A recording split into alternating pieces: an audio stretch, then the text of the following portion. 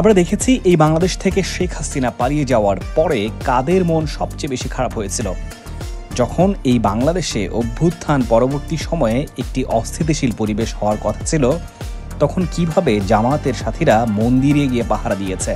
ইসকনের নামে যেসব উগ্রপন্থীরা বিগত 16 বছরে অসংখ্য অপকর্ম ঘটিয়েছে, ফ্যাসিস্ট আওয়ামী লীগ এই সকল অপকর্মকে মানুষের সামনে আসতে দেয়নি।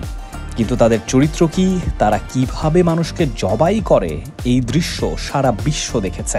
আওয়ামী সরকারের যেমন জামায়াতের প্রতি ক্ষোভ ছিল, তেমনি তাদের মদতপুষ্ট জঙ্গি সংগঠন ইসকনও জামায়াত বিরোধী ছিল, যার ফলে প্রাণ দিতে হলো জামায়াতের আইনজীবী সাইফুল ইসলামকে।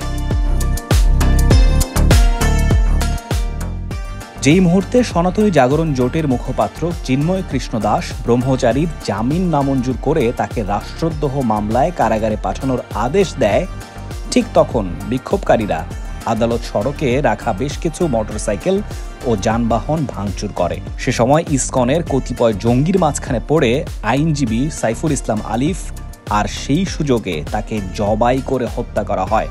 এতে ক্ষোভে ফেটে পড়েছে জামায়াত ইসলাম। বাংলাদেশের মানুষ যেমন সকল ধর্মের প্রতি সহানুভূতিশীল, একইভাবে সকল উগ্রবাদীদের প্রতিরোধে সর্বোচ্চ অবস্থানে যেতে বিন্দুমাত্র দ্বিধা করবে না।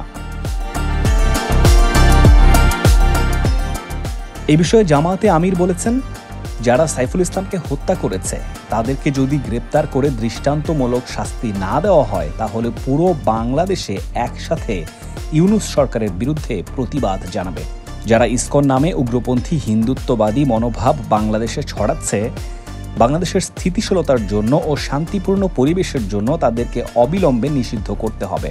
এত বড় ঘটনায় যারা জড়িত ছিল, যারা নেপথ্যে ছিল, তাদের দৃষ্টান্তমূলক শাস্তি এখন সময়ের দাবি।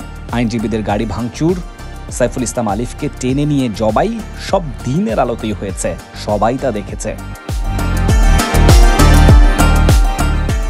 5 আগস্ট অভ্যুত্থানের পর দেশকে ধর্মীয় দাঙ্গার দিকে নিয়ে যেতে ইসকন সদস্যরা বিভিন্ন মন্দিরে আগুন দেওয়া শুরু করে, হিন্দুদের বাড়ি পুড়িয়ে ফেলার চেষ্টা করে, কিন্তু জামায়াতের একনিষ্ঠ কর্মীদের কারণে তা সম্ভব হয়নি।